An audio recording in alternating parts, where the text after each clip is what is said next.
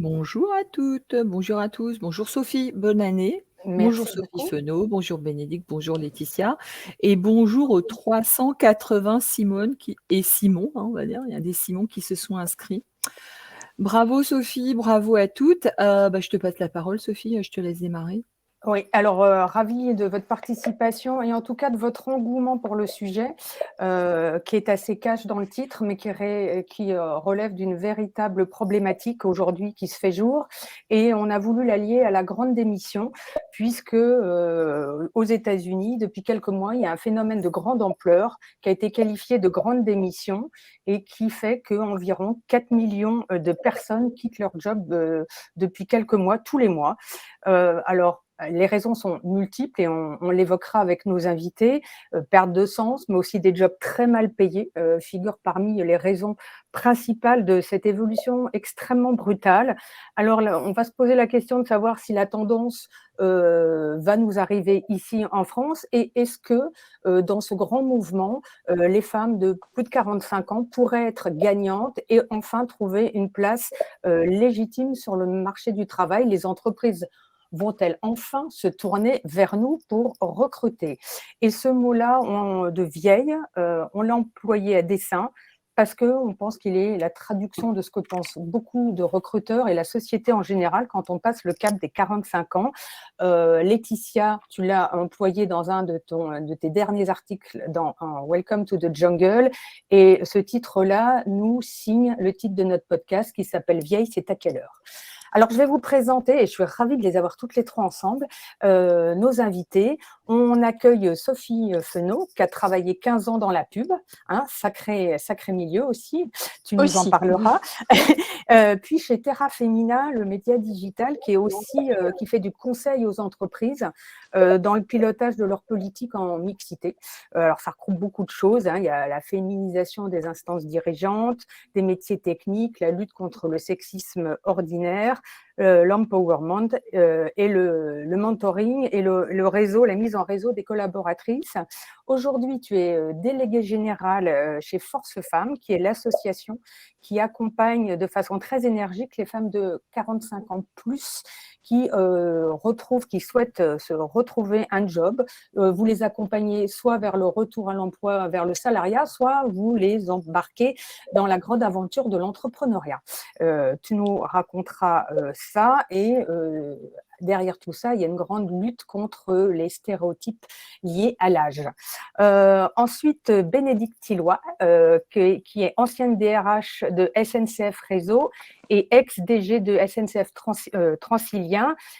Tu es aujourd'hui la fondatrice de l'agence 10h32 au sein de laquelle tu coaches des dirigeants, mais dans l'intervalle, tu as fait un grand saut, un grand switch, je dirais. Tu as expérimenté le salariat au sein d'une start-up qui s'appelle School Lab et c'est un challenge, toi qui venais d'un grand groupe, que tu as raconté dans un livre qui s'appelle La Team, qui est édité chez Duno, qui a été édité l'année dernière, hein, c'est sorti récemment. Tu es également enseignante à Sciences Po Paris et tu figures au sein du Lab qui est le réseau d'expertes de Welcome to the Jungle. Je pense que je suis assez complète. Si j'ai oublié quelque chose, tu me le dis.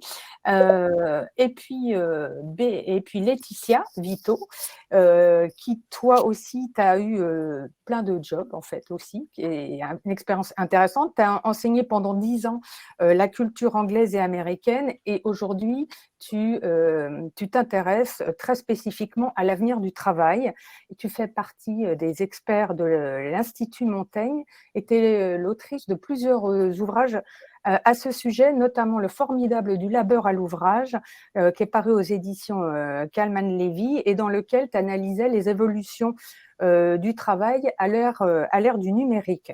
Tu es toi aussi experte au sein du lab de Welcome to the Jungle. Et tu as aussi cofondé avec ton compagnon Nicolas Collin Nouveau Départ, qui est un média qui explore l'ensemble des transitions. Tu es l'autrice d'une newsletter sur l'avenir du travail dans une perspective féministe. Et puis, tu participes au sein d'un collectif aux médias Vive, sous l'égide du groupe Bayard. Voilà, vous avez toute une activité formidablement intéressante et impactante et je dirais extrêmement militante. Alors, on va… Avant de démarrer, Sophie, juste je rappelle pour les questions. On va prendre des questions. Vous pouvez les mettre dans l'onglet questions. Nos intervenantes, évidemment, quand elles ne parlent pas, elles pourront aussi répondre. Donc, vous n'hésitez pas à nous poser toutes vos questions. On est déjà plus de 130, hein, donc on les prendra. On prendra tout ce qu'on pourra prendre. Ensuite, on le regardera puis on l'enverra. Voilà, juste c'était pour dire ça. Sophie, je te laisse la parole. Okay, alors on va avoir déjà peut-être prendre quelques éléments de contexte et ma première question, elle est liée à la grande démission et qu'est-ce que se traduit ce mouvement de grande démission aux États-Unis et est-ce qu'on est en train d'assister à la duplication de ce phénomène en France? Ma première question, elle va aller à toi, Laetitia. Quel est le profil des démissionnaires pour qu'on comprenne bien aujourd'hui aux États-Unis et est-ce qu'on entrevoit ce même mouvement avec les mêmes types de personnes et de postes en France aujourd'hui? Bonjour à toutes, merci pour l'invitation. Sur le sujet de la grande démission dont on parle depuis un peu moins d'1 an maintenant aux États-Unis, il y a une dimension quand même très américaine parce que il y a un contexte spécifique qui est celui des crèches et écoles qui ont fermé pendant une année complète. Et donc, il y a des millions de femmes à toutes sortes de postes qui ont été obligées de quitter leur travail. Alors que chez nous, on a l'équivalent du chômage partiel, par exemple, hein, qui en Europe a quand même fait une grosse différence. Et puis, beaucoup de femmes et d'hommes, fin de cinquantaine, 58, 59 ans, ont pris des retraites anticipées parce que peur, dans un contexte où il y a très peu de protection, où les gens allaient au travail, étaient se contaminer les uns les autres, peur parce que peut-être plus vulnérables physiquement, ils se sont dit, bon, on y perd un peu, mais finalement, on va y arriver. Et du coup, c'est des millions de travailleurs et en grosse partie de travailleuses qui ont quitté le marché du travail, ce qui a créé une sorte d'appel d'air très fort. Donc, du coup, il y a eu aussi beaucoup de mouvements parce que dans l'hôtellerie-restauration, comme il y a quand même une activité qui a énormément chuté, il y a des gens qui sont partis faire autre chose. Et résultat, les entreprises aujourd'hui se retrouvent face à une pénurie qui était beaucoup, beaucoup plus forte que jamais. Ce qui veut dire que pour beaucoup de travailleurs, il y a des opportunités nouvelles pour se faire payer un petit peu plus. Et donc, la grande quantité, enfin la grosse masse, on va dire, de ceux qui démissionnent, là, les 4 millions dont tu parlais quasiment tous les mois, ce sont des gens qui cherchent des conditions de travail un petit peu meilleures dans l'hôtellerie, la restauration, le ménage. Voilà, la grande quantité, c'est plutôt des travailleurs pas forcément très favorisés qui vont aller chercher quelques dollars de plus, des conditions de travail meilleures, une proximité, par exemple, au lieu d'aller faire 70 miles pour aller au travail, il y a quelque chose de plus proche. Enfin, c'est des choses comme ça qui sont finalement assez basiques. Et la partie quête de sens, elle est relativement marginale là-dedans, en réalité. Il y en a aussi, bien sûr, qu'il y a des cadres, des managers. Pour certains d'entre eux et certaines, c'est parce qu'ils voudraient travailler de manière plus autonome, faire du télétravail, par exemple. Ils ont quitté la grande ville, San Francisco, New York, etc., veulent travailler dans d'autres conditions et donc cherchent d'autres emplois qui sont meilleurs. Donc, c'est vrai que ça bouge absolument de partout. En Europe, c'est moins, on n'en est pas à ce point-là, déjà parce qu'on a une barrière très forte entre les insiders et les outsiders sur le monde du travail. Et donc, le travail… quand on est insider en CDI, il est plus protégé, donc on n'a pas les mêmes, on n'a pas cette même mobilité du marché du travail. Pour autant, il y a des choses qui viennent un peu. Il y a notamment sur tous les nouveaux entrants, on constate que le pourcentage de gens qui quittent la période d'essai avant la fin continue d'augmenter. Il y a une demande de télétravail qui continue d'augmenter aussi. Il y a plein de phénomènes, et puis sur certains secteurs qui sont très en tension, sur les services de proximité, les services à la personne, mais aussi des emplois très qualifiés d'ingénieurs, de data scientists, de développeurs, etc. Enfin, tout ça, c'est des pénuries qui sont très importantes. Et donc, ça crée des opportunités potentiellement aussi pour ces viviers qui sont sous-exploités aujourd'hui dans toute l'Europe. On parlait de Suisse et d'Allemagne tout à l'heure. C'est encore plus vrai en Suisse et en Allemagne. Allez donc chercher toutes ces femmes qui ont été contraintes d'être à temps partiel pendant des années et qui sont… un vivier qui est sous-exploité, dans un contexte politique où on dit qu'il faut fermer les frontières, qu'on ne veut pas d'immigrés. Enfin, politiquement, c'est vraiment le discours ambiant un peu partout en Europe. À un moment, il n'y a plus personne pour faire le boulot, pour faire le job. Donc, il faut aller chercher des viviers comme ceux-là. Donc, je pense qu'on est vraiment à un tournant et que c'est une opportunité aussi pour les entreprises. Ouais, très, très probablement. En plus, quand on en a discuté aussi, et j'ai bien aimé l'approche de Bénédicte, qui, quand à la question est-ce que c'est une opportunité, Bénédicte m'a tout de suite dit oui, mais il y a moi je plaide pour l'intergénérationnalité et tu m'as dit qu'il y avait une révolution à conduire au sein des entreprises. Est-ce que tu peux nous détailler un peu ce propos-là? Oui, merci et merci pour l'invitation et pour le plaisir de discuter avec vous toutes.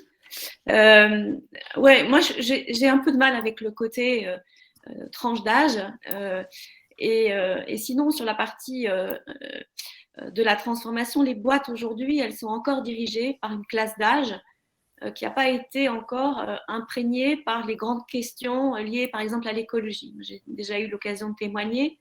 Quand j'étais petite, l'écologie n'était pas une préoccupation quand j'ai fait mes études non plus. On était très capitaliste dans la vision de la chaîne de valeur, en fait. Et donc, moi, je vois que dans les comités exécutifs, on a encore des modes de fonctionnement qui sont des modes de fonctionnement que je qualifierais de très 20e siècle. Et je pense que c'est important de faire advenir assez vite des jeunes aux commandes. Alors, c'est tout à fait contre. Vous allez me dire, mais pourquoi elle dit ça? C'est pas le sujet d'aujourd'hui. Eh bien, si, c'est le sujet d'aujourd'hui, parce qu'en fait, pour faire advenir plus rapidement des jeunes aux commandes, je pense qu'il faut qu'ils soient accompagnés par des gens qui ont de l'expérience. Parce qu'on ne peut pas tout apprendre à la fois. Et notamment, on peut sans doute être meilleur sur les questions de société d'aujourd'hui, mais les questions de management, en fait, nécessitent de l'expérience. Et c'est là où le fait d'avoir des gens qui sont plus aguerris à l'entreprise peuvent être utiles. Et je pense qu'on a vraiment besoin de faire travailler ensemble des plus jeunes avec des plus âgés ou des plus expérimentés, des hommes comme des femmes, mais des femmes en particulier. Et en tout cas, moi, j'ai eu beaucoup de plaisir dans la dernière partie de ma carrière en ce moment à être dans ce rôle auprès de plus jeunes, ne serait-ce que pour les aider en fait à jouer mieux leur rôle de manager et en même temps accélérer sans doute des transformations qui font que les gens ils seraient plus heureux si elles avaient lieu plus vite, quoi. Voilà. Donc on a besoin de femmes, mais on a besoin d'intergénérationnel. Et comme il y a sans doute une volonté de les écarter, faisons en sorte qu'elles soient là au moins pour ça.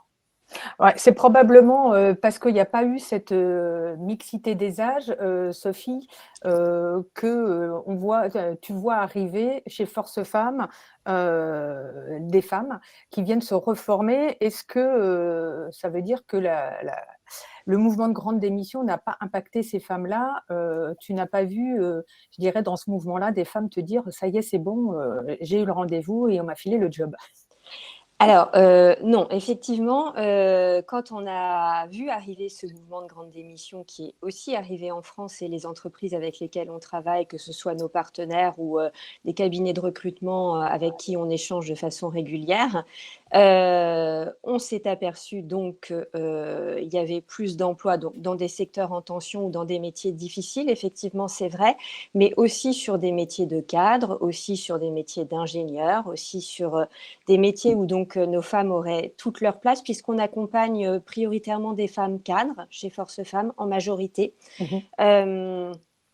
Et on s'aperçoit que non, celles qui arrivent chez Force Femmes pour se faire accompagner, il n'y a pas eu l'écho à ce mouvement. Elles ne nous disent pas aujourd'hui c'est plus facile d'avoir un entretien, aujourd'hui c'est plus facile d'obtenir une réponse et aujourd'hui on ne le voit pas dans nos taux de réinsertion qu'on suit chez Force Femmes.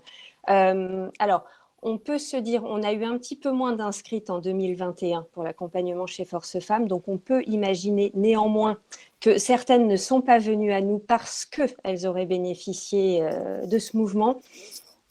Mais ça reste à prendre avec des pincettes quand même, parce que quand on fait des études et qu'on les interroge, celles qui ne sont pas venues, c'est quand même beaucoup parce que la période Covid leur a posé d'autres soucis, que ce soit de santé, de garde d'enfants, d'aidance des parents, et que du coup, elles reportent finalement cette recherche d'emploi.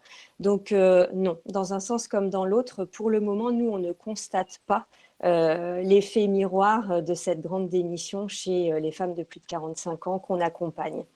Oui, parce on se rend compte aussi, et on ne cessera pas de le rappeler, que c'est aussi un nouvel âge de liberté, mais ça peut être aussi un âge où il y a une charge mentale qui est extrêmement forte, avec des ados qui peuvent traîner encore un peu parce qu'ils cherchent leur premier emploi, puisque eux aussi sont impactés. Et de l'autre côté, il y a la prise en charge, je dirais, des parents vieillissants et des beaux-parents vieillissants, parce que c'est très rarement les hommes qui s'y collent. Oui. Il y a des stats sur le sujet qui sont absolument phénoménales. Et donc, est-ce que ça pourrait expliquer aussi le fait que chez Force Femmes, la part des femmes qui souhaitent se diriger vers l'entrepreneuriat est en augmentation?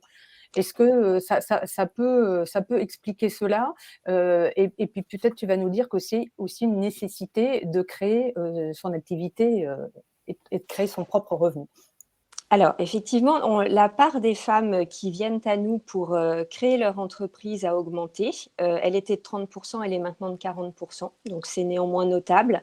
Quand on discute avec elles, c'est effectivement en grande partie parce que sur le métier où elles étaient, ou la région où elles étaient, elles se sentent, en tous les cas, dans une impasse et donc elles se tournent vers l'entrepreneuriat. Alors bien sûr avec une envie, un moteur, l'énergie et l'idée de créer quelque chose de pertinent et de pérenne, mais c'est quand même un des premiers moteurs, c'est de se dire en fait j'ai essayé et je n'y arriverai pas, donc je me résous à faire quelque chose que néanmoins je trouve moins sécurisant pour moi, qui suis potentiellement pilier de famille, qui est divorcée, effectivement, donc qui aide mes enfants, mes parents, etc. Le statut d'entrepreneur leur paraît quand même plus risqué aujourd'hui, notamment dans les familles monoparentales. Et oui, en grande majorité, c'est quand même ce cas de figure qu'on retrouve aussi chez les hommes. Hein. Par contre, je veux dire, au-delà de 45 ans, cette question-là, et notamment en province, c'est un critère discriminant. Ouais, et ce qui est intéressant, et ce que tu disais en introduction, Laetitia, et je reviens vers toi, tu m'as dit d'une manière très schématique et assez humoristique en fait hier que le mouvement de grande démission ne concernerait pas tout le monde et que ça concernait qu'une partie très spécifique de la population, et tu me parlais des vieilles pauvres et des jeunes plutôt riches, quoi. Donc, en gros, est-ce que dans ces catégories-là, tu peux nous dire qui sont les jobs, en tout cas, et les niveaux de salaire les plus impactés? Oui, je le disais de manière un peu provocatrice, c'est Oui, pas oui, aussi mais j'ai bien simple aimé. que ça, mais c'est vrai que comme l'un des problèmes de notre monde du travail, c'est cette linéarité qui fait que plus on avance en âge, plus on a tendance à avoir des responsabilités, et bien gagner sa vie, etc. Et donc, dans certains postes, en fait, avoir 45 ou 50 ans, ça veut dire être cher. Et on se dit, oups, celle-là, elle a l'air bien, mais elle est un peu chère, et puis je peux avoir quelqu'un à qui je prête plus d'énergie, à tort ou à raison, qui sera moins chère et qui sera peut-être un petit peu plus soumise. Et donc, c'est aussi cette raison-là, une raison vraiment financière. Et ça, cette chose-là n'est pas vraie sur les postes dits peu qualifiés, qui n'ont en fait pas forcément à voir avec les qualifications, sur tout un tas de métiers dans les services à la personne où on gagne le SMIC ou un petit peu plus du SMIC et où les évolutions de revenus sont très, très, très minimes. Si vous êtes dans les services, par exemple, vous occupez des personnes âgées, que vous ayez 30 ans, 40 ans ou 50 ans, les différences de paye sont très faibles. Il n'y a pas cette progression de rémunération. Du coup, il n'y a pas non plus vous êtes tout à fait incité à vous arrêter de travailler parce que c'est sur un SMIC. Si vous avez des enfants, par exemple, vous arrêtez de travailler, vous revenez avec la même paye. Et donc, ces personnes-là, n'ont pas grand-chose à perdre, à quitter, en fait, et peuvent aller comme ça piocher dans des endroits où on peut gagner un petit peu plus, avoir des meilleures conditions de travail. Et c'est ce qu'on observe dans le contexte américain, mais c'est vrai aussi chez les précaires européens. Les emplois à temps partiel dans une bonne partie de l'Europe, en fait, on va partir chercher autre chose. Et étonnamment, on les recrute aussi, étonnamment, non, pas étonnamment, c'est justement comme quoi il n'y a pas tant d'agisme que ça. En tout cas, on cherche des gens qui vont faire le job, s'occuper des personnes âgées. Il y a beaucoup de cinquantenaires. Je pense que pas mal seraient prêts à recruter des soixantenaires tellement il manque de personnel, à condition que vous ne demandiez pas plus. que vous gagnez peu d'argent. Donc ça, c'est ce que j'appelle les vieilles pauvres, de manière provocatrice, mais effectivement, il y a du travail, quoi, tant qu'on ne demande pas grand-chose. Et puis en revanche, je le disais, les plus jeunes qui sont dans cette situation de pouvoir choisir, parce que sur des métiers, par exemple, dans le numérique, etc., peuvent en effet aller chercher des postes plus épanouissants et trouver et se faire embaucher sur la tranche d'âge, on va dire 26-37 ou 26-36, j'en sais rien, quels sont les chiffres. Là aussi, on peut avoir une certaine mobilité. Donc, il y a comme ça une espèce de polarisation assez forte et la mobilité et les opportunités ne sont pas les mêmes pour tout le monde, mais il faut avoir en tête aussi en fait, cette progression salariale et puis le prix qu'on demande et puis le prix que les entreprises sont prêtes à payer, en fait. Alors, si je peux te couper, Sophie, parce qu'il y a beaucoup de questions dans le chat, et là, Laetitia, tu es déjà en train de tuer pour toutes ces personnes qui ont plus de 45 ans et qui nous disent « mais l'APEC me demande de faire des concessions sur mon salaire, mais en fin de compte, je cherche du boulot, j'ai 44 ans et demi, enfin, je suis directrice marketing, je suis ultra qualifiée, enfin, tu verras dans le chat, j'ai recopié les questions. Donc là, déjà, tu leur tues le moral ou il y a quand même de l'espoir il y a de l'espoir? Mais bien sûr qu'il y a de l'espoir, et puis il y a de l'espoir parce qu'il y a cet appel d'air qui est créé par un entrepreneuriat féminin qui monte, ce qui veut dire qu'il y a de la place aussi dans le salariat quand même, et puis parce que évolution démographique oblige, il y a vraiment une pénurie qui est forte. Il y a beaucoup de départs à la retraite depuis plusieurs années, et ça va continuer encore plusieurs années. Donc il y a de la place, il y a des choses à faire. En revanche, c'est pas facile et c'est pas automatique, notamment sur cette linéarité. L'idée de dire que parce que vous avez eu un poste pendant 7 ans, que vous avez, je sais pas, 10 ans d'ancienneté, 15 ans, 20 ans d'ancienneté, ça a plus de valeur, ça ne sera plus automatique. Donc, ce qui ajoute une pression très forte sur le fait de continuer à se former, de prouver ses compétences en permanence et puis d'avoir quelque chose à offrir en échange de ce salaire qu'on demande. Et c'est des choses qui sont laisser des traces numériques, qui sont... produire des choses qui en quelque sorte vous permettent de briller en permanence, c'est absolument pas facile, mais celles qui le font, et je pense que Force Femmes fait partie de ces associations qui forment là-dessus, sur continuer à aussi... On appelle le personal branding, on va dire. Le personal branding et le networking, deux anglicismes, c'est ces deux choses, c'est ces deux piliers qui font que vous pouvez y arriver, mais c'est beaucoup de travail.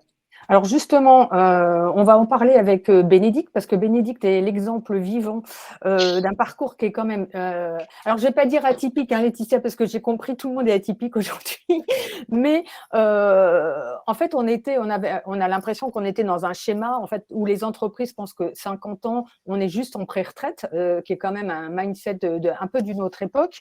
Et j'aimerais bien que tu nous racontes, Bénédicte, comment tu as ressenti ça, toi, quand tu as eu 55 ans et que tu étais au sein d'un COMEX, et comment tu as switché directement sur une start-up, parce que je trouve que le challenge, il a été réussi et il est sacrément gonflé. Donc, je te laisse la parole. Merci beaucoup. Alors, en fait, je ne sais pas si c'est simple. Aujourd'hui, j'ai l'impression que c'est simple. Dans ma tête, ça ne l'était pas du tout à l'époque. En fait, j'ai eu l'impression, à la faveur des faveurs d'un remaniement de gouvernance, que j'allais me faire épingler vieille sage et que j'allais basculer dans l'espèce d'antichambre du placard, c'est-à-dire on ne me le dirait pas de manière directe, mais je sentais qu'il y avait une sorte de pression à me retirer des postes à responsabilité très opérationnelle, qui demandent beaucoup d'énergie quotidienne, et que j'allais basculer. Et puis j'ai eu aussi, pour compléter ce que disait Laetitia sur la question de la rémunération, il y avait aussi l'idée qu'un patron, il a besoin régulièrement de faire changer son état-major, parce qu'en fait, on est un peu comme son portrait de Dorian Gray, hein. C'est-à-dire que pour ne pas vieillir, c'est très important qu'autour de lui, il ait toujours des gens jeunes. Et donc, quand on a travaillé avec lui pendant longtemps, le risque, en fait, c'est qu'on finisse par devenir un vieux lieutenant, une vieille colonel. Et ça, j'en voulais vraiment pas. Alors, j'ai eu la chance qu'un nouveau arrive et qu'il ait envie de changer son état-major. Et j'ai saisi cette opportunité. Je me suis dit, il est temps, ma fille, de te réinventer. Alors, pour être très, très cash et en même temps très honnête. J'avais de la chance parce que mes 3 enfants étaient élevés, ils avaient fini leurs études et donc je pouvais me payer le luxe d'une remise en question, y compris de rémunération, parce que quand on quitte un COMEX d'une grande entreprise, on renonce à un statut, on renonce à une rémunération parce qu'on retrouve absolument pas la même. Et la contrepartie, c'est qu'on trouve des choses qui sont très motivantes et qui font extrêmement plaisir. Et moi, en ce qui me concerne, le fait d'être partie dans une start-up, c'est de retrouver immédiatement de la fraîcheur, du plaisir d'apprendre, et puis le sentiment de sortir de cette courbe un peu que j'avais dans la tête, ou de cette cage que j'avais dans la tête, qui était la crainte du déclassement au sein de l'entreprise. Et là, je me suis immédiatement, c'était d'ailleurs assez dingue, je me rappelais à la SNCF, quand on me tendait en micro, c'était soit pour parler des crises, soit pour me coltiner des sujets pas très gais, et là, dès qu'on me tendait un micro, c'était pour me faire parler du numérique, du renouveau du travail, que des sujets considérés comme glamour par les uns et par les autres. Et cette dimension-là, le fait d'être à nouveau visible sur des sujets en rapport avec l'époque, je pense que ça m'a fait du bien et ça m'a donné envie de continuer à apprendre. Mais il faut avoir envie d'apprendre, clairement, parce qu'on renonce à des choses. Hein. En fait, j'ai fait 3 mouvements à la fois. Hein. Je suis passée de la grande entreprise publique, institutionnelle, très policée, qui a des relations avec l'État et qui fait que dès que vous passez un coup de fil, les gens se précipitent, quel qu'il soit, parce que c'est considéré de parler avec quelqu'un du COMEX pour une start-up, en fait. Ah, j'entends plus Bénédicte. Je sais. Ouais, voilà, elle est revenue. Elle est revenue. Ouais, je vois de temps en temps mon écran qui vibre un peu. Je suis navrée. Ma connexion ne doit pas être terrible. Le deuxième point, c'était la question de l'âge. Hein. Je suis rentrée dans un univers de start-up qui était, c'est tous l'âge de mes gosses, pour faire court. Et puis surtout, en fait, le fait de renoncer à ce statut qui est très, un peu élitiste. Hein, quand on est membre d'un comité exécutif, on est Madame la directrice générale. Et donc, je suis devenue très vite béné. C'était à la fois rafraîchissant, parfois un peu dérangeant, pour être honnête. Hein, et il m'est arrivé de pleurer. Je vais mettre les pieds dans le plat parce que je ne voudrais pas passer pour la Wonder Woman. Il m'est arrivé de pleurer en me disant « Mais qu'est-ce que je fous là? Mais pourquoi tu as fait ça ?» Et puis il y a des jours, je sautais en l'air de plaisir en me disant « Mais c'est trop cool de travailler avec des gens si jeunes, de me réinspirer, de devenir… la superstar des posts LinkedIn. » Enfin, voilà, ça a été un peu mon quotidien pendant les 2 ans. Et en me présentant, Sophie, tu as oublié un truc dont je suis fière aussi, c'est que j'ai cofondé une start-up qui est dans l'univers numérique et qui est une vraie start-up avec un modèle économique de logiciel SaaS. Et tout ça, il y a 5 ans, on m'aurait dit ça, mais jamais j'aurais imaginé. Jamais. Jamais, jamais. Voilà. Ouais, c'est extrêmement intéressant. Et quelles compétences intéressaient la start-up qui t'a recruté à l'époque? Avant la compétence, il faut être honnête, je pense que le réseau, c'était important. Hein. C'est-à-dire le fait que je connaisse des gens parce que j'avais un statut COMEX, évidemment, ça les a intéressés. Et le fait que j'ai un réseau et que ce réseau débordait le stade de l'entreprise dans laquelle j'avais grandi. Et ça, c'est un point, je fais la connexion avec ce que disait Laetitia, c'est hyper, hyper, hyper important de networker parce qu'en fait, le réseau, c'est votre valeur ajoutée en fait. Et donc, il faut absolument le développer. Le deuxième point, je pense qu'ils avaient vu que j'avais envie de bouger. Je trouve qu'ils étaient sans doute un peu surpris et de voir cette, entre guillemets, vieille bonne femme se bouger. Et je sais plus c'était quoi la question, Sophie? D'un seul coup, pour quelle raison on est venu te chercher, toi, dans une start-up? On n'est pas que venu me chercher. Hein. J'ai aussi fait beaucoup de rentre-dedans. C'est-à-dire que j'ai quand même été traîner mes guêtres un peu partout. Je me suis imposée dans certains endroits. J'ai un peu… j'ai regardé comment faisaient les jeunes influenceuses qui vendaient du maquillage sur Instagram. Pour vendre mon expérience un peu de la même manière. Hein, et bien m'en a pris parce que si j'étais restée sur un mode très classiques de cabinets d'outplacement qui en fait restent entre dirigeants, etc. Je pense que ça, j'y serais pas arrivée, ou en tout cas, j'aurais pas fait ça. J'aurais fait autre chose et sans doute j'aurais été moins heureuse aujourd'hui. Ouais, c'est probablement une des clés, c'est le côté très proactif et le côté influenceuse qui vend du maquillage. Je pense que vous pouvez garder le truc parce que ça s'adapte et je trouve ça absolument une très bonne idée. Alors, Sophie, juste, je te coupe pour oui. synthétiser parce que il y a tellement de questions sur ce sujet. Est-ce qu'on pourrait dire, pour les personnes qui sont en train de chercher un travail, parce qu'il y en a qui me disent, ouais, mais moi je suis directrice marketing et tout, en fin de compte, la fonction qu'on a telle qu'elle est définie dans son dernier poste n'est plus suffisant. Du personal branding, du networking, apprendre à se former, se réinventer. Et qu'est-ce que j'apporte à l'entreprise et pas l'inverse? Est-ce qu'on peut se dire un petit parcours sur le sujet? Et Sophie, tu rajoutes quelque chose? Oui, parce qu'en fait, c'était complètement ma question, en fait, qui était la suivante, et on va probablement y répondre aussi déjà avec Laetitia. Où se situent les réticences des entreprises? Parce que justement, pour répondre à la question, dans l'article que je citais en intro de Welcome to the Jungle, tu as donné un certain nombre d'arguments qui devraient en tout cas favoriser l'emploi par les entreprises des vieilles. Est-ce que tu peux nous les rappeler et nous dire si ce discours-là aujourd'hui est entendu par les entreprises? Je pense qu'il y a quand même un début de frémissement, de commencement, de changement dans les entreprises sur ce sujet-là. Il y a des tas de petits signaux. Alors, parmi les arguments que j'avais développés dans cet article que tu mentionnes, il y avait le fait que on prête moins d'ambition aux femmes qui ont été moins présentes dans leur carrière, soit parce qu'elles étaient à temps partiel, soit parce qu'à un moment, elles ont pas pris la promotion, pas demandé la promotion suivante en se disant qu'elles n'arriveraient pas à combiner avec le fait d'élever des enfants petits.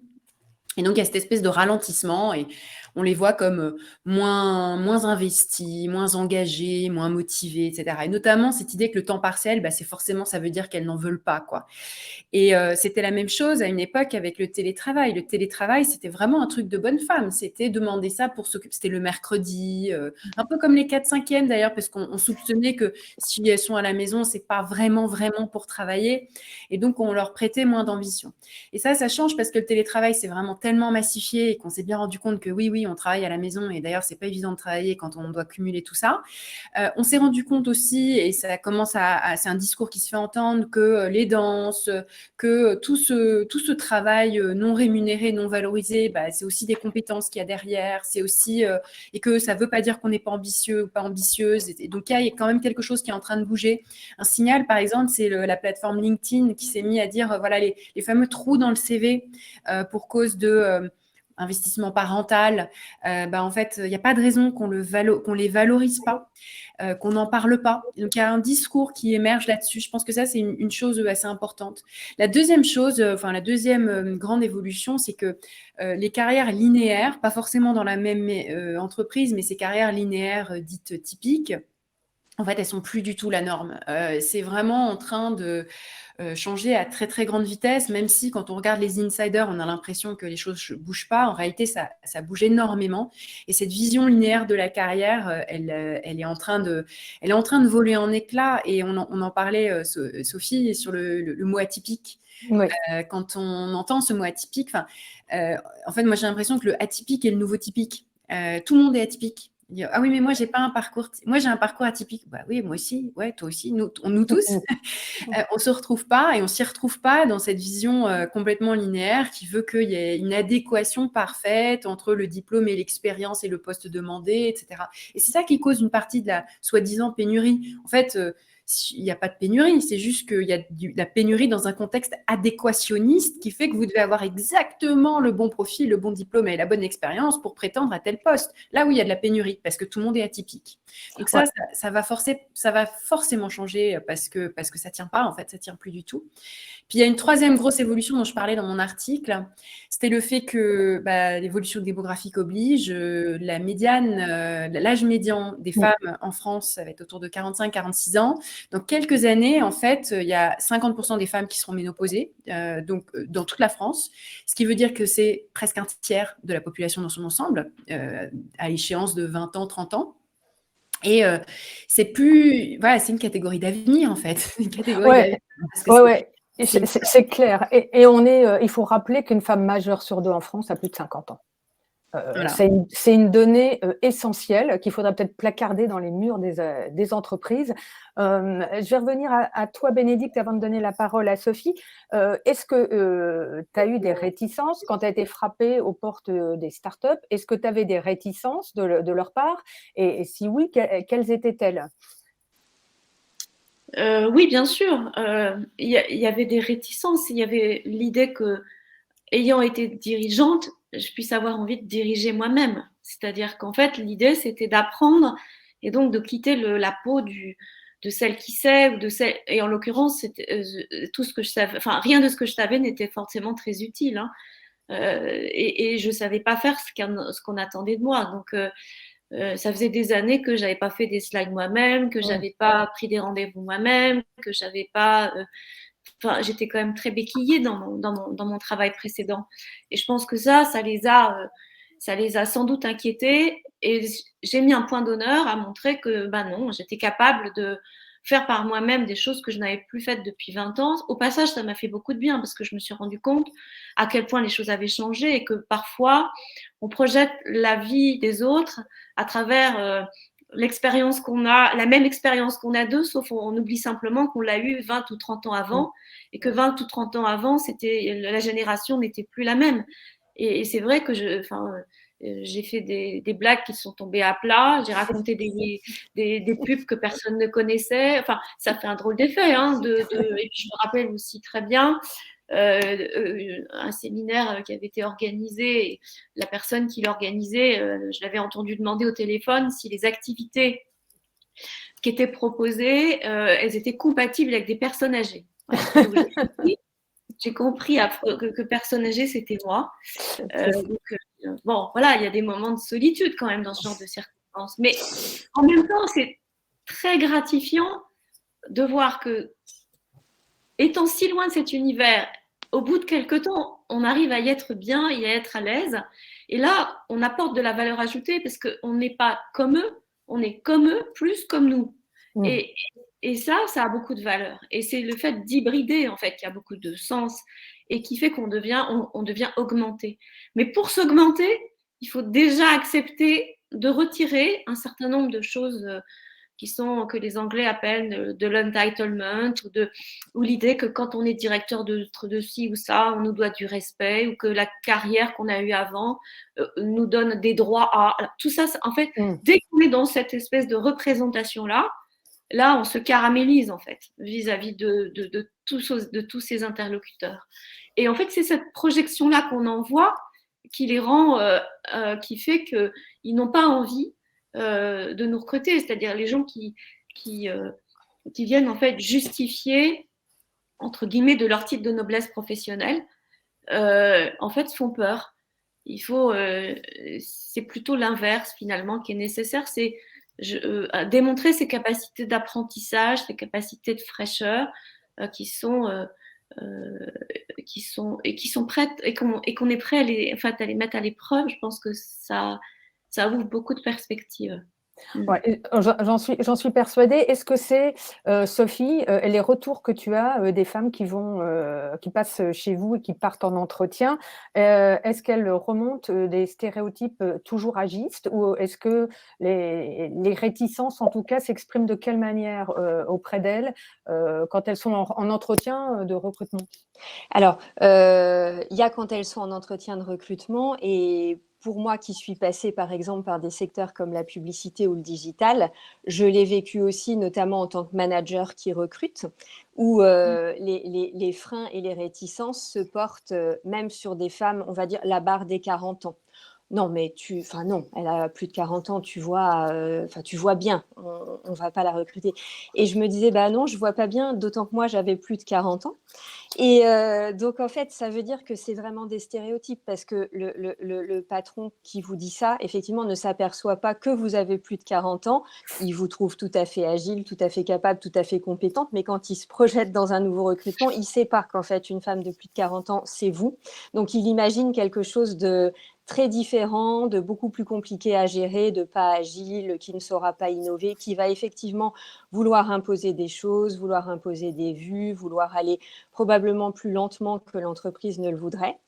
Donc ça, moi, je l'ai vu et les femmes nous remontent dans les entretiens le même type de choses. Et je rebondis sur ce que disait Bénédicte. C'est vrai aussi que pour quelqu'un qui a 25 ans de carrière, par exemple, en première intention, les femmes ou les hommes d'ailleurs vont avoir tendance à arriver en démontrant effectivement de façon un petit peu descendante toutes les compétences et les capacités qu'elles ont mises en œuvre, là où l'entreprise a, elle, besoin pour être rassurée de voir justement un potentiel, une capacité de remise en cause, une capacité d'évolution. Et je pense qu'en première intention, ça n'est pas comme ça que les personnes se présentent et c'est assez légitime finalement après 25 ans de carrière. Donc, c'est aussi à ça que nous, on essaye de les accompagner. Alors, ça passe par ce que disait Bénédicte, le personal branding, le réseau, le fait de projeter une image qui, effectivement, va être rassurante pour l'entreprise parce qu'elle va s'apercevoir à ce moment-là que la personne va, effectivement, être augmentée, c'est-à-dire avoir cette capacité à évoluer, à se projeter, à innover et que comme elle a effectivement cette expérience de management, de vue de long terme, de ne pas être trop déstabilisée dans un monde qui est incertain par ce qui va se passer, c'est-à-dire que oui, il y a quand même une capacité à se projeter un peu loin. Donc tout ça va les intéresser, mais ça passe par le fait de déconstruire ces stéréotypes et cette image, notamment dans la façon de se présenter en entretien de recrutement pour ne pas faire peur, comme disait Bénédicte. Et ça va être un peu différent, en effet. Nous, les femmes qu'on voit peuvent être, par exemple, directrices marketing. Et elles ne sont pas membres du COMEX, donc elles ne viennent pas avec ce réseau dont parlait Bénédicte. Et donc, les entreprises ne voient pas exactement ce qu'elles vont apporter en plus. C'est-à-dire que cette capacité de voir loin, de ne pas être déstabilisée dans un univers incertain, de pouvoir manager posément avec du sens et de construire quelque chose de plus long terme, dans ce cas, l'entreprise, en première intention, elle va le voir comme oui, alors ça, c'est vraiment un investissement. Et est-ce que c'est ce type d'investissement que j'ai envie de faire? Et elles vont se dire pas forcément. Donc, elles ont d'abord, je pense, besoin de voir en effet qu'il y a toute cette capacité à pouvoir évoluer et qu'il faut mettre en avant. Et c'est ce que nous, on essaye de montrer aux femmes qu'on accompagne. Et l'intergénérationnel, on essaye de l'avoir parmi nos bénévoles, justement aussi, pour que on soit en miroir avec les entreprises et ce qu'elles vont attendre, parce que ces stéréotypes, aussi injustes soient-ils, sont une réalité. Donc, en fait, il faut à un moment donné que cette connexion se fasse et que les peurs de part et d'autre aussi, quelque part, soient levées. Donc pour les femmes, en les accompagnant, en les rendant actrices et pour qu'elles véhiculent le bon message, parce que ces compétences, elles les ont en fait. Toute la question, c'est de les mettre en avant et les entreprises, effectivement, ont aussi des femmes de plus de 40 ans avec qui elles n'ont pas de problème. Donc, c'est presque vraiment une question de projection au moment d'en recruter des nouvelles. Ouais. Et on va revenir à la question de la linéarité qui a été évoquée tout à l'heure des carrières. Et est-ce que c'est un des facteurs qui plombe vraiment la carrière des femmes après 45 ans? Et je vais revenir à Bénédicte. Est-ce que finalement, il faudrait faire preuve, montrer qu'on est agile aux entrepreneurs et aux recruteurs avec des parcours où on est passé d'un poste à un autre ou d'une entreprise de grande taille comme ça a été ton cas à une start-up? Est-ce que ça, c'est le facteur, je dirais, qui est un peu clé pour déconstruire l'ensemble de ces stéréotypes liés à l'âge? Sans doute, en fait, la projection qu'on peut avoir d'une carrière linéaire, surtout quand elle est réalisée parfois dans la même entreprise, c'est qu'en fait, cette expérience qu'on a, elle est vue comme pardon pour le terme, mais un peu une calcification. C'est-à-dire que finalement, au bout d'un certain temps, l'expérience devient la sédimentation de mauvaises ou de vieilles pratiques. Et donc, ce qui est important, c'est si on change de métier, si on change d'univers professionnel, en fait, c'est là que l'hybridation fonctionne et que on grandit dans ses compétences. Et il y a une phrase de Solzhenitsyn que j'aime beaucoup, qui est demain. Alors, je l'ai notée parce que je voulais la dire, donc, mais comme je la disais mal jusqu'à présent, c'est demain, sachant faire 2 métiers, peuvent se mettre à 10 autres. Et en fait, c'est ça qu'il faut réussir à démontrer, c'est que on a une capacité à embrasser un champ bien plus large de situations professionnelles quand on a été confronté à des situations différentes. Et tant qu'on l'a pas fait, on ne mesure pas ce que ça peut apporter dans la remise en question et dans le fait de se rafraîchir la tête, en fait, hein, tout simplement. L'expérience, au bout d'un moment, elle joue contre nous si elle consiste à démontrer finalement qu'on a creusé finalement toujours le même sillon. Et c'est un peu contre ça qu'il faut lutter, je pense. Hein.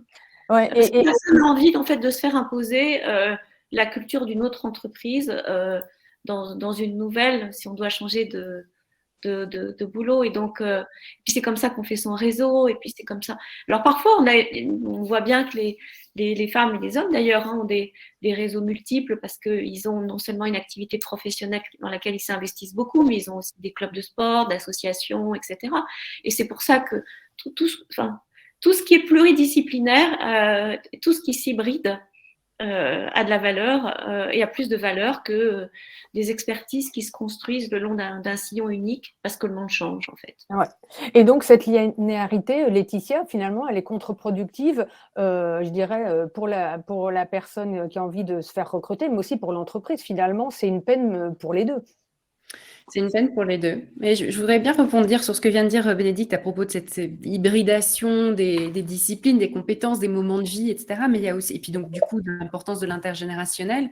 Je pense que ça se traduit très bien sur la nécessité de construire des réseaux hétérogènes. En fait, d'hybrider les réseaux. Justement, les jeunes, les vieux, les startups, les grands groupes, etc.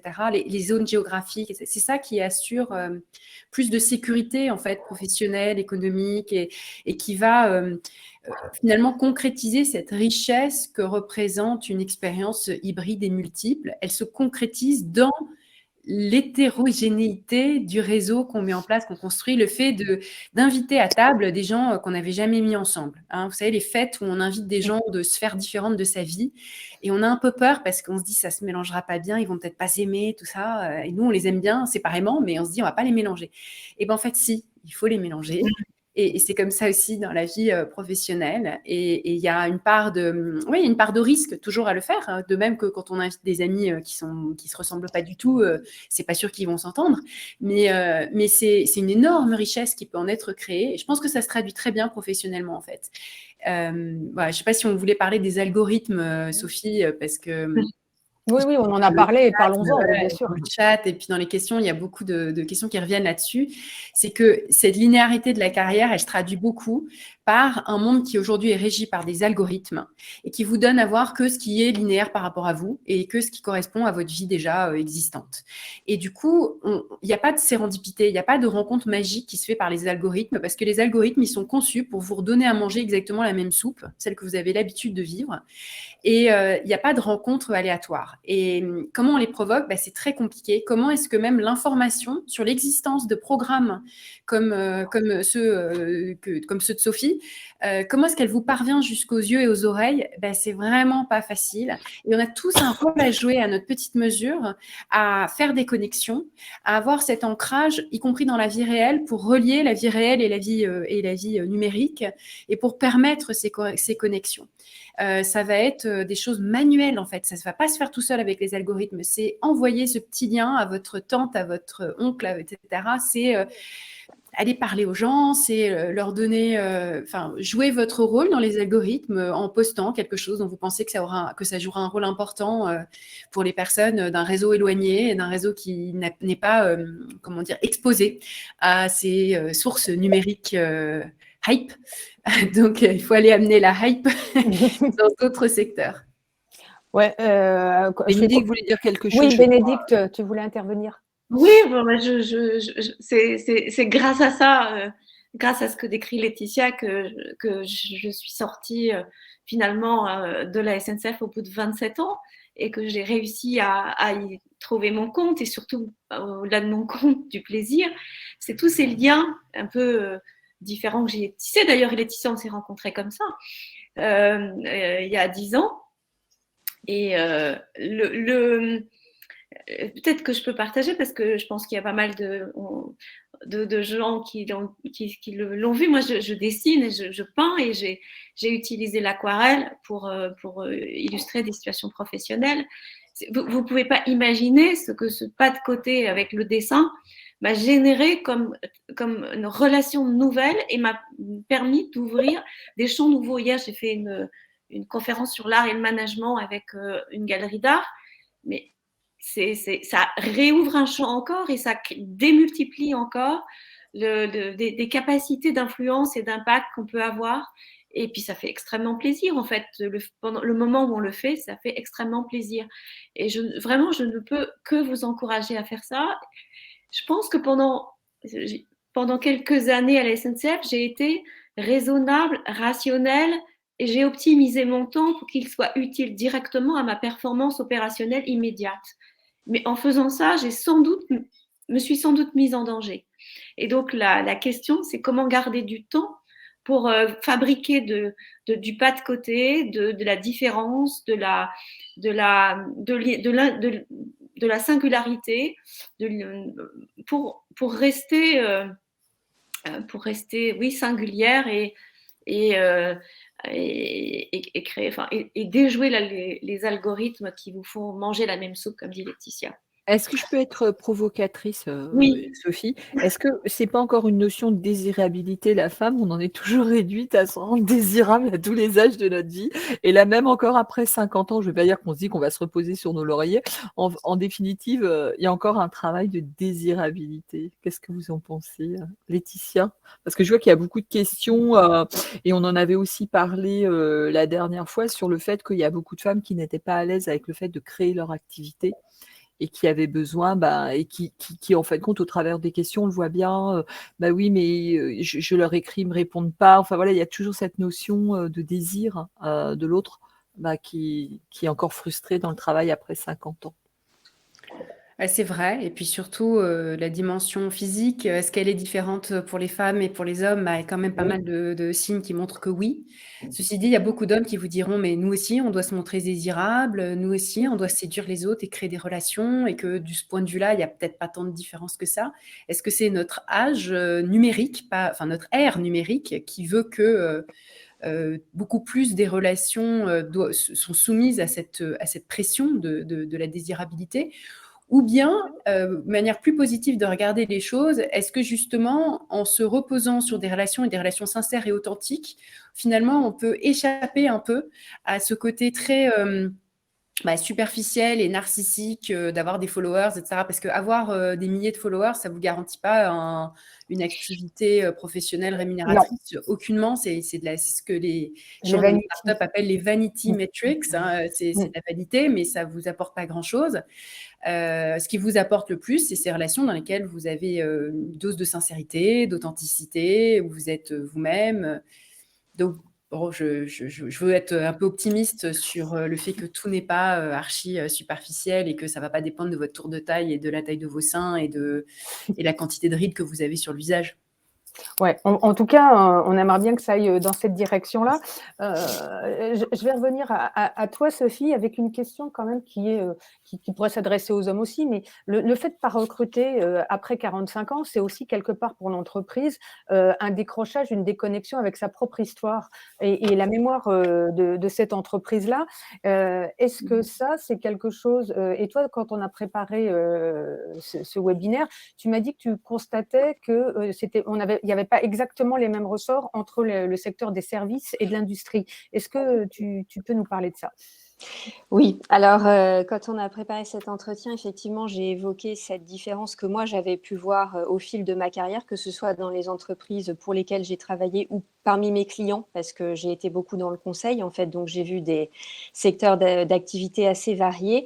Et j'ai noté en effet que, par exemple, dans l'industrie, la question de la transmission est forcément prépondérante. C'est-à-dire qu'à un moment donné, il faut que ce savoir continue d'être présent dans l'entreprise. À un moment donné, il faut que la machine, elle tourne et qu'elle produise, d'une manière ou d'une autre. Et ça se réinvente pas toutes les 3 secondes, en fait. Donc oui, c'est des secteurs… Alors, qui sont malheureusement plus masculins que féminins, bon, mais dans lesquels on peut constater que oui, la question de la transmission, de garder les seniors dans l'emploi et d'organiser des équipes effectivement qui vont être intergénérationnelles et qui vont pouvoir se transmettre mutuellement des choses, je l'ai davantage vu dans l'industrie. Dans les services, il y a plutôt, enfin sans vouloir faire... il y a quand même plutôt la question de se renouveler rapidement, de tous les 6 mois proposer quelque chose de nouveau. Et là, on va avoir tendance à penser, c'était le cas dans la pub, hein, moi déjà quand j'ai commencé ma carrière il y a 25 ans, finalement quelque part, que passer la barre des 40 ans, en fait, la personne ne va plus être en phase avec les services qu'on propose, avec l'air du temps d'une manière ou d'une autre, hein, et qu'il y a cette obsolescence programmée et que ce n'est pas nécessaire à l'entreprise du coup d'organiser cette transmission du savoir. Ce qui bien évidemment est faux puisque moi-même, pour avoir été formée à l'époque par quelqu'un de 60 ans, c'était prépondérant qui me transmette sa vision commerciale, sa capacité à conseiller.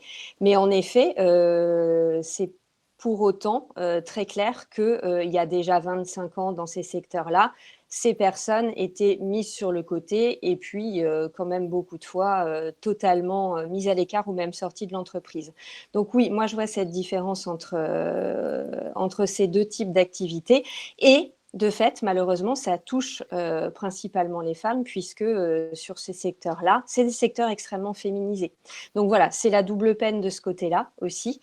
Et c'est aussi la double peine sur la question de se mettre en avant, au-delà de la question de susciter le désir de l'employeur, c'est aussi parce que les femmes, en faisant cohabiter tous ces temps de vie, qu'ils soient professionnels ou personnels, ont moins de temps, que ce soit pour se mettre en avant sur le numérique ou que ce soit pour se mettre en avant et rencontrer des gens, effectivement, de façon créative, aller voir des personnes qui ne sont pas dans leur secteur, se constituer un réseau de pairs qui soit hors de leur secteur d'activité et qui leur ouvre d'autres portes, parce que c'est effectivement comme ça que les choses se font.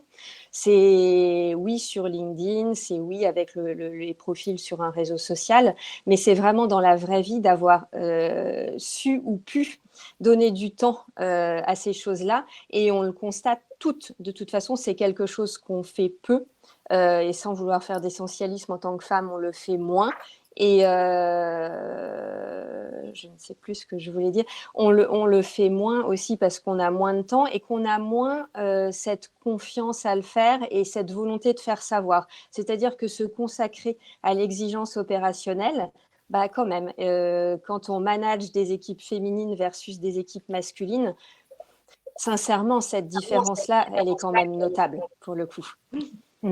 Je rebondirai juste et j'ai quand même enchaîné parce que j'ai encore plein de questions pour vous, mesdames. Rappelez juste que ce que Bénédicte, on a évoqué quand on a préparé l'émission, notamment sur l'emploi de la transmission dans le secteur de l'industrie. Tu me disais que, cela dit, il y a des postes où c'est quasiment pas possible, notamment sur les jobs en 3-8 où personne ne verrait l'intérêt de recruter une femme de plus de 45 ou de 50 ans. On entendrait beaucoup de choses à ce sujet-là.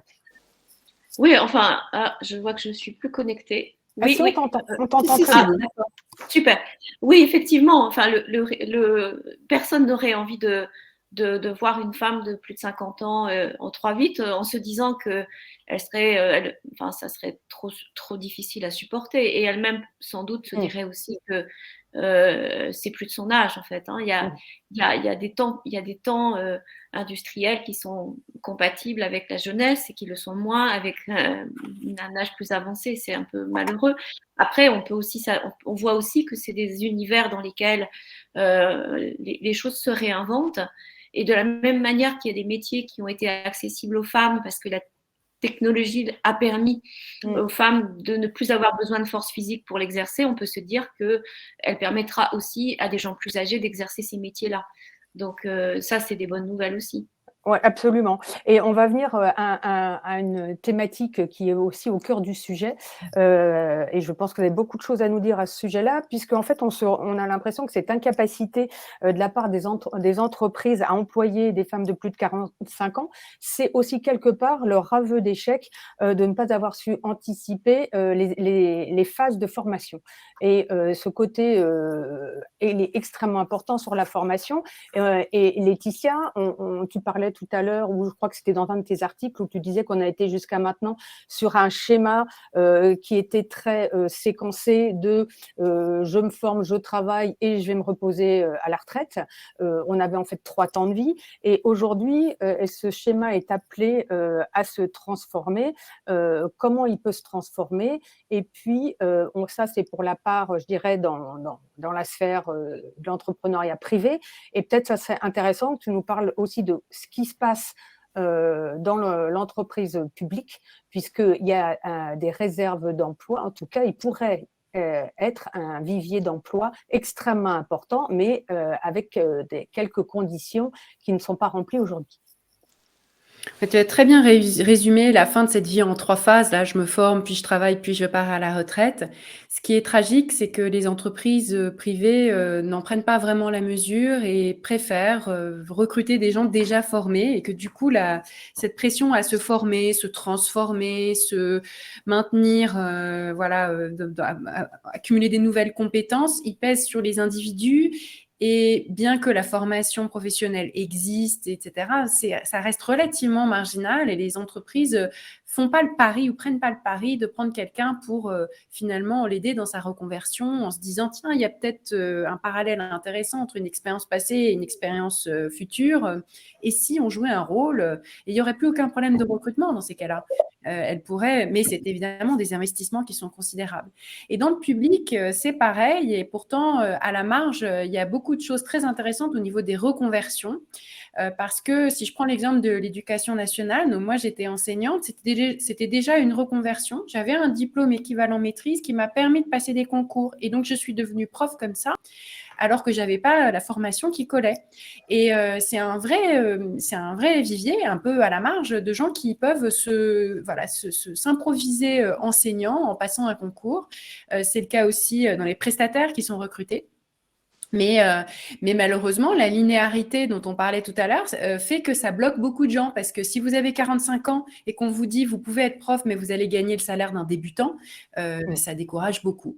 Donc je pense que tant le public que le privé n'a pas pris la mesure en fait de la fin de cette vie en 3 phases, et aussi des opportunités qu'elle recèle d'aller recruter des 45-50 ans dans une deuxième carrière, dans une troisième carrière, et d'accepter de les former ou bien de les payer aussi un petit peu plus. Ouais, ça c'est le cœur du sujet. Sophie, toi, tu m'as dit que c'était pour toi, c'était l'endroit, en tout cas la formation, qui était le cœur du sujet et de la solution. Et toi, tu conseilles, si les entreprises sont pas vigilantes à cet espace de formation, à cette nécessité, tu conseilles aux femmes d'être très vigilantes et de le faire elles-mêmes.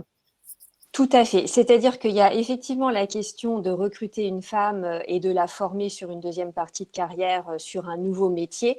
Mais il y a aussi, du coup, comme les entreprises ne sont effectivement pas pour le moment suffisamment vigilantes à ce point, à partir de 35 ans, de se poser soi-même la question en fait de son employabilité. D'autant plus, quelque part, si on est dans un grand groupe où on est plutôt sur les rails, d'être proactive, que ce soit en demandant au sein de son entreprise, mais même soi-même à l'extérieur, en fait, finalement.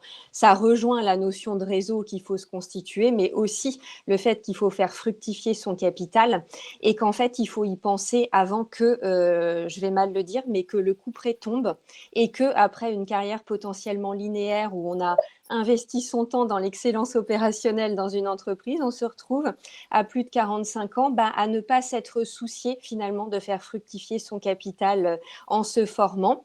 Et je pense que, d'après ce que je vois, une bonne partie des femmes qui se font accompagner par Force Femmes, si elles poussent la porte de l'association après 45 ans, c'est parce qu'effectivement, les entreprises ne s'en sont pas souciées 10 ans avant, Et donc, oui, en effet, je leur conseille vraiment d'investir elles-mêmes et d'être proactives au niveau de leur carrière et de prendre ce temps, en fait, sur ce temps d'excellence opérationnelle pour penser à elles et à la suite, en fait, à se projeter, à diversifier les rencontres, mais aussi ce qu'on peut faire en side project finalement à côté de sa carrière, que ce soit dans le bénévolat, que ce soit en donnant des cours, que ce soit en intervenant auprès d'une start-up, en faisant un petit peu de conseils. Enfin, voilà, toutes ces choses qui vont ensuite les rendre plus employables que si elles sont restées sans se soucier de ce point. Alors, c'est valable sur le numérique, hein, effectivement, parce que quelque part, quand on est dans une grosse entreprise, cette question-là ne va pas se poser.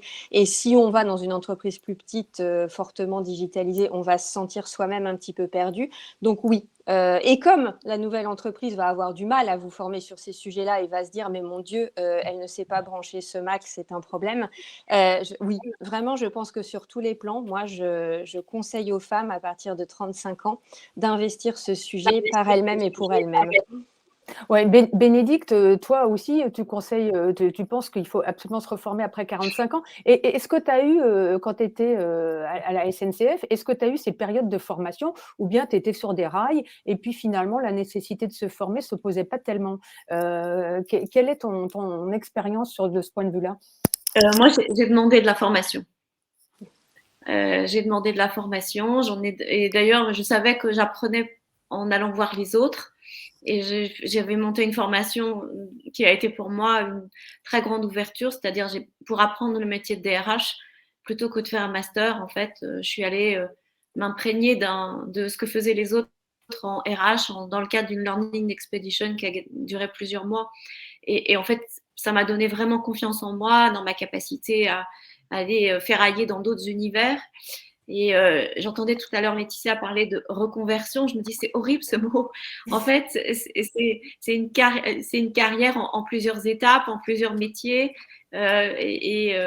L'idée qu'on puisse avoir été converti, c'est qu'en fait, on serait entré en religion avant. Et quand on y pense, en fait, c'est ça qui peut potentiellement nous enfermer. Et donc, le fait de se dire qu'on a tout le temps besoin de se rafraîchir les neurones, c'est vraiment important. De ce fait, moi, je pense que ce qui m'a beaucoup entraînée, c'est le fait que le numérique existait, que ça m'intéressait beaucoup, qu'il y avait des changements réguliers et que du coup, il était important de bien les avoir compris. Et donc, je me suis formée dans cet univers. Ce qu'on peut dire aussi sur la question de la formation, c'est que malheureusement, parfois, ce sont les personnes qui ont le plus d'appétence pour l'ouverture et qui en fait se forment, alors qu'on aurait envie en fait que d'autres personnes puissent le faire aussi. Moi, j'étais très triste dans ma carrière de voir des gens s'affoler de perdre un peu d'employabilité et en même temps considérer qu'elles avaient été à l'école une bonne fois pour toutes et que ça n'était plus le temps de le faire. Et je pense que s'il y a vraiment un truc qu'il faut absolument partager, c'est le fait que la formation, c'est une histoire de vie, en fait. Et j'ai beaucoup je me rappelle de François Taddy, que vous connaissez sans doute, qui a lancé le centre de recherche interdisciplinaire. Il milite pour que en France et dans le monde, comme il y a la fête de la musique, la fête de l'apprendre. Je trouve que ce serait vraiment important qu'on arrive à avoir ce genre de moment un peu symbolique pour promouvoir le fait qu'on doit se former et qu'on le rappelle régulièrement et que du coup, le fait de retourner à l'école, je cite, ne soit pas considéré comme un retour en arrière, mais comme une perspective en fait d'avenir. Ouais, je pense que c'est extrêmement important mais la question qui est le corollaire et vous en avez déjà plus ou moins parlé, est-ce qu'aujourd'hui le développement du travail en distanciel, est-ce que c'est pas justement ça qui pourrait être un facteur extrêmement favorable, je dirais, à l'image des programmes de retour à l'emploi qui ont lieu aux États-Unis, qui sont des programmes qui sont financés et qui durent de nombreuses semaines, voire quelques mois, qui ont été mises en place par les entreprises américaine, est-ce que ça c'est pas une opportunité, je dirais aussi pour les employeurs, de pouvoir former pour retrouver les jobs et les fonctions qui leur manquent aujourd'hui quand ils recrutent. Qu'est-ce que vous en pensez, Laetitia ? Je pense que tu as tout à fait raison. Ça reste encore relativement marginal, mais c'est pas complètement anecdotique. C'est ces grandes entreprises qui ont du mal à recruter et qui ciblent tout particulièrement, c'est la tranche d'âge 45-50, on va dire, de femmes qui ont un peu quitté le monde du travail pour s'occuper d'enfants, surtout dans des pays comme les États-Unis où il y a pas, voilà, souvent on n'a pas toujours complètement le choix et qui du coup ont cette carrière qui s'est un peu ralentie, mais qui pourtant avaient par exemple des diplômes au départ et peuvent être considérées encore comme ayant beaucoup de potentiel avec plein de guillemets. Et donc, c'est des milliers de personnes qui sont voilà, recrutées dans ces programmes sur plusieurs mois où elles sont accompagnées et où à l'issue de ce programme, il y a des emplois, il y a des postes auxquels on peut prétendre. Donc, en général, c'est des très grosses structures qui font ça. C'est plutôt des très grandes entreprises. Ça concerne assez peu des milieux comme les startups qui n'y penseraient même pas. Startups, voilà, n'y verrait aucun intérêt. Donc c'est vraiment, voilà, c'est pas tous les secteurs qui pour l'instant sont concernés par ces programmes. Oui, et tu disais, quand on a discuté en amont de webinaire, que les associations avaient justement un rôle extrêmement important pour inciter les femmes, ce dont on vient de parler avec Sophie, pour oser, en tout cas aller vers des formations. Et Bénédicte, tu as dit quelque chose sur lequel je voudrais qu'on revienne. Tu as dit, en général, ce n'est pas forcément les femmes qui en ont le plus besoin qui vont se reformer. Alors, comment justement on fait pour que ces femmes qui en ont besoin y aillent?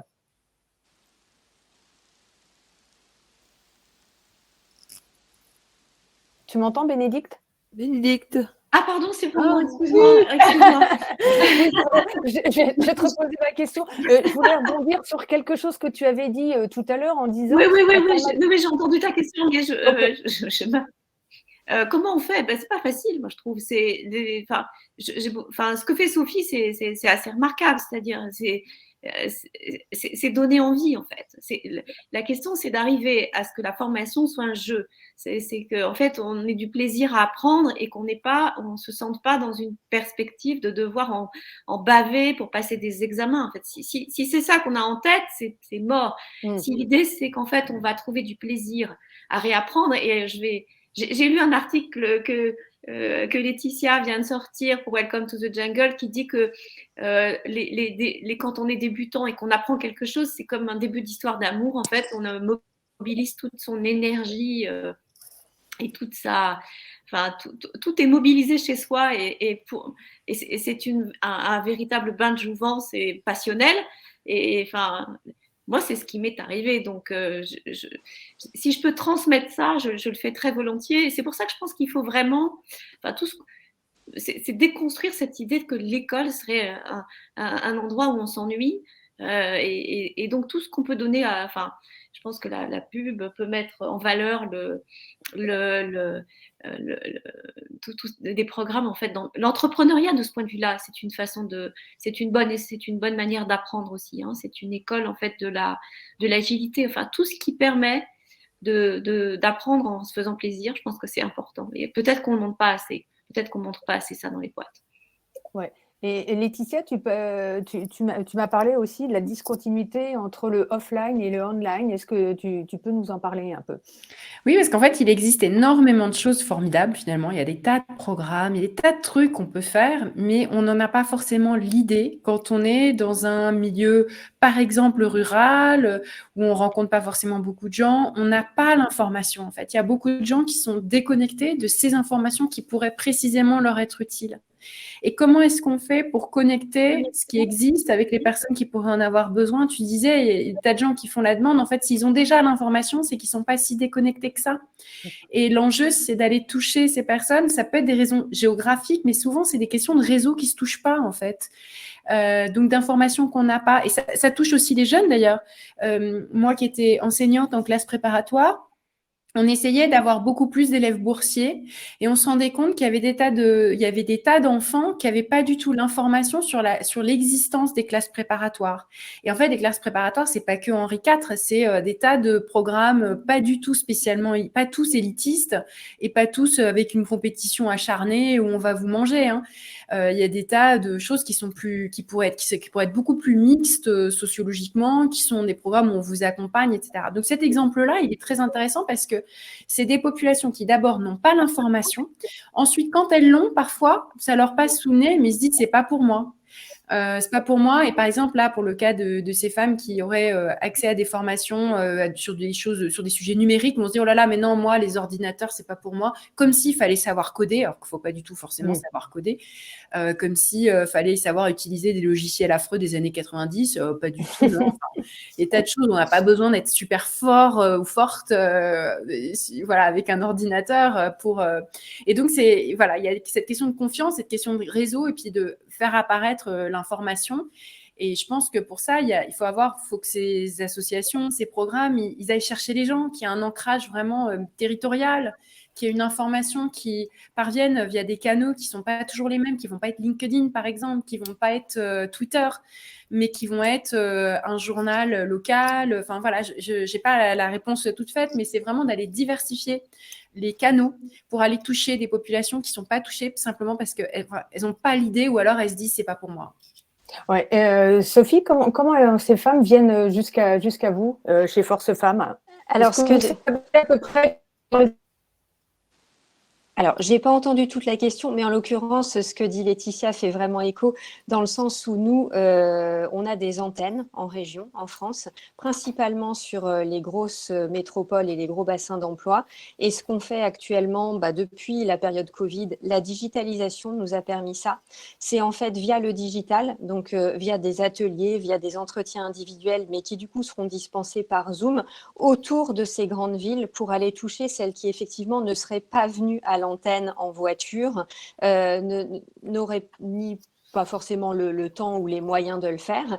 Et donc, en ça, le digital nous aide à aller effectivement chercher et diversifier les canaux et d'avoir des antennes qui sont effectivement capables d'aller toucher les villes autour, d'aller toucher les gens autour, d'aller dans des forums sur du local pour que les femmes sachent qu'elles peuvent bénéficier de l'accompagnement de Force Femmes, même si elles ne peuvent pas venir à Lyon, par exemple, si elles habitent dans les petites villes autour de Lyon.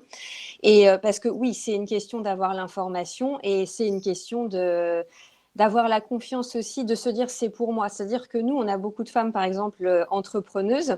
Quand on a des programmes pour les entrepreneuses, elles se disent « Ah ben, c'est pas pour moi, moi je suis pas entrepreneuse, j'ai créé mon activité, en fait. » Et elles se voient pas, par exemple, comme pouvant postuler pour avoir gratuitement accès aux formations de cet accélérateur pour celles qui ont créé leur entreprise. Donc, il y a ce travail de pédagogie, de redonner confiance, d'aller les toucher sur le terrain, et le digital, du coup, dans ce qu'il a de meilleur, est un moyen de le faire. Et je dirais aussi, oui, la question de la représentation. On essaye de créer des viviers, c'est-à-dire dans notre accélérateur Bloom, on crée un vivier d'alumni, les promos, ensuite, par exemple, d'entrepreneuses se retrouvent entre elles, parce qu'il y a peu de rôle modèle, parce qu'il y a peu, les femmes réseautent peu, et quand elles créent leur entreprise, c'est la même question. Elles ne prennent pas forcément le temps qu'elles n'ont pas pour aller rencontrer d'autres entrepreneuses, par exemple. Donc, on essaie de créer, de mettre en réseau et de créer cette communauté avec des échanges de pratiques, de confiance et de rôle modèle aussi, parce que quelque part, on en manque un petit peu. Et on va avoir, nous, notamment une campagne qui a été réalisée pro bono par Publicis, par Prodigious, qui est une entité de Publicis, dans lequel on met en avant les femmes de plus de 45 ans, justement dans toutes leurs capacités, et pour dire qu'elles sont prêtes, en fait, pour les entreprises, qu'elles ont tout ce qu'il faut et qu'elles sont prêtes à aller chercher et à évoluer sur le reste comme tout un chacun, et qu'elles sont prêtes pour non pas relever le défi, parce qu'à la base ça n'en est pas forcément un, mais qu'elles sont prêtes pour mettre à disposition tout ce qu'elles savent faire. Donc c'est quelque chose qu'on va diffuser à partir de la semaine prochaine sur nos réseaux sociaux, parce qu'on croit beaucoup, effectivement, même pour elle, de se voir effectivement dans ce rôle-là et dans ce mode de représentation, que c'est quelque chose de très important, et aussi, bien sûr, pour le montrer aux entreprises. Alors, c'est absolument passionnant. Je vois que le temps passe. J'avais encore plein de questions, mais peut-être qu'on va conclure parce que je vois que dans notre chat, le temps est compté. Je voudrais qu'on va faire un petit tour de table. Est-ce que de conclusion, et je voudrais que vous me disiez si vous êtes plutôt raisonnablement optimiste dans l'évolution de la carrière des femmes après 45 ans, ou est-ce que vous vous dites que finalement, on est tellement englué dans des concepts et des freins culturels et très patriarcaux que c'est compliqué. Qu'est-ce qui veut répondre d'abord à cette question-là? Bénédicte, par exemple, peut-être que aussi tu pourras, dans cette conclusion-là, nous parler de ce côté de je passe de la reine d'Angleterre au petit schtroumpf, parce que j'ai trouvé que c'était un résumé extrêmement parfait de l'agilité et du mindset à acquérir ou à conserver. Alors moi, je suis plutôt optimiste. Je pense que la personne que nous sommes est plus importante que les fonctions que nous avons exercées, et que les personnes que nous sommes, ou la personne que nous sommes, elle est riche de plein de choses, et qu'en fait, ce sont ces plein de choses qu'il faut être capable de mettre en valeur. Et puisque tout à l'heure, il était question de désirabilité, peut-être en clin d'œil et en fin de webinaire, puisqu'on a besoin de rôle modèle et qu'on a besoin, en fait, est-ce que vous avez entendu que ce film sort mercredi, d'une grande histoire d'amour entre Fanny Ardant, qui a 71 ans, et Melville Poupeau, qui en a 45.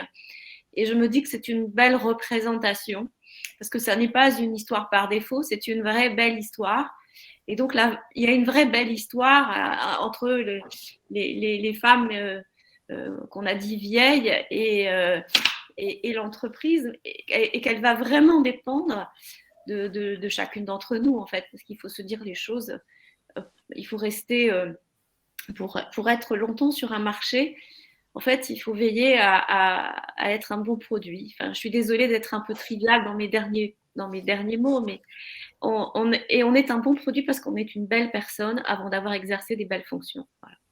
Merci beaucoup, Bénédicte. Laetitia? Moi aussi, je suis plutôt optimiste. Je suis plutôt optimiste parce qu'on n'a pas encore complètement compris la force qu'on avait. On a aussi beaucoup, beaucoup plus de force qu'on ne pense et de poids qu'on ne pense. Je parlais de ce poids démographique, mais c'est un poids culturel qui est en train d'augmenter, une visibilité qui est en train d'augmenter. Et pour conclure, je voudrais bien revenir sur cette question qui est revenue plusieurs fois sur est-ce qu'il faut mettre sa photo sur son CV. Et c'est une très bonne question parce qu'en fait, c'est une question profonde. Et moi, je pense qu'il ne faut pas se cacher. Alors, si on n'a pas envie, on n'a pas envie, c'est pas grave, mais il ne faut pas se cacher. Il n'y a aucun intérêt à se cacher. Parce que si vous vous cachez et que vous êtes invité à venir en rendez-vous, en interview, mais qu'on n'aime pas votre tête parce que vous êtes trop vieille, trop ceci, trop cela, bah, du coup, c'est vous qui perdez votre temps. Vous perdez votre temps à y aller parce que si cette personne est suffisamment bête pour ne pas vouloir de vous pour votre tête, bah, peut-être que vous en gagneriez en fait à l'afficher dès le départ, à ne pas vous cacher. Parce que se cacher, on n'y gagne rien. Si on a un interview et que ça n'aboutit pas à un emploi, ça ne sert pas à grand-chose, n'est-ce pas? Et si au pire, on vous embauche malgré tout et qu'après, vous avez le salaud de service qui va vous harceler, vous maltraiter, etc., vous auriez peut-être pu en faire l'économie si vous aviez si vous vous étiez montré tel que vous êtes dès le début. Alors, il ne s'agit pas de dévoiler toute son intimité tout de suite, pas forcément, mais en tout cas, il y a des choses, en fait, on n'a pas tant intérêt à se cacher et on a beaucoup plus de force et de poids qu'on ne pense. Je vais conclure là-dessus. Sophie? Alors, je rajouterai une dernière raison d'être optimiste aussi. Moi, ce serait du côté des entreprises qui nous soutiennent et qui nous accompagnent et qui, de fait, sont convaincus, sensibles à la cause et qui ont envie de faire avancer les choses. On a créé un club d'entreprises qu'on réunit maintenant tous les 2 mois et la plupart de nos partenaires nous ont rejoints, ont envie de travailler sur ces questions dans le dur, de vraiment comment on change les représentations, comment on fait pour donner accès au poste. Et donc, voilà, je trouve qu'effectivement, toutes ces entreprises qui sont à nos côtés et qui permettent de financer Force Femmes et d'aider ces femmes sont une belle raison d'être optimiste pour la suite aussi. Ouais, je vous remercie beaucoup. Moi, je vais juste ajouter un mot en disant que j'ai fondé J'ai Piscine avec Simone il y a plus de 5 ans. À l'époque, on me disait que ça servait à pas grand-chose, que les vieilles, elles pouvaient aller à la retraite et que finalement, c'était juste une question d'ego mal placé. J'ai encaissé le truc. Je suis ravie de voir qu'aujourd'hui, c'est plus le sujet et que, en plus d'être un média, on est un média de solution et qu'on accompagne les entreprises sur ces prises de conscience-là, parce qu'on pense que au sein des entreprises, il faut s'adresser aux femmes de cet âge-là, mais à toutes les autres personnes, y compris aux hommes. Donc, si vous avez envie de faire un bout de chemin avec nous au sein des boîtes, venez nous voir. On a des super programmes pour vous aider à sortir de ces ornières-là. Mille merci à vous toutes, Laetitia, Bénédicte et Sophie. C'était un vrai plaisir de discuter avec vous et on poursuivra les échanges. Et je pense qu'on est appelés à se revoir et à rediscuter ensemble. Avec plaisir. Merci à toutes celles qui ont participé. Et non, on va pas partir comme ça, Sophie, parce qu'elle va pas le dire. Elle le dira pas. Elle sort un livre début mars sur ce sujet. Et on en reparlera à ce moment-là. Et effectivement, au-delà d'accompagner les entreprises, notre Sophie Nationale a écrit un livre et je pense on espère que encore grâce à ce livre, on va encore plus reparler de ce sujet. J'ai fait un petit sondage pendant qu'on était tout en train de parler et en fin de compte, les gens, ils ont envie qu'on leur parle de personal branding la prochaine fois. Donc, on va s'y coller. C'est acté, alors on va s'y coller. Voilà, c'est acté. Voilà, maintenant, on vous demande de quoi vous voulez qu'on parle. Mais on parle encore, vous voyez, c'est vraiment Vous voyez, comme je dis toujours, je râle toujours avec Sophie, je dis arrêtons de parler de la ménopause. En fin de compte, nous, ce qui nous préoccupe, c'est pas la ménopause. Alors, en définitive, c'est d'avoir un travail où on soit épanoui dedans. Voilà, on va souhaiter tous un bon appétit. Moi, je pense qu'il est l'heure, 13h26. Merci à tous. J'ai vu plein de gens qu'on connaissait, des vieilles Simone, voilà, et des nouvelles Simone. Et le replay, dès qu'on a fini, vous le recevez et on le mettra sur les réseaux sociaux d'ici la fin de la journée. Voilà. Merci à toutes infiniment et à très vite pour le prochain numéro qui sera donc consacré au personal branding. Allez, bonne journée à toutes. Au revoir. Allez, au revoir.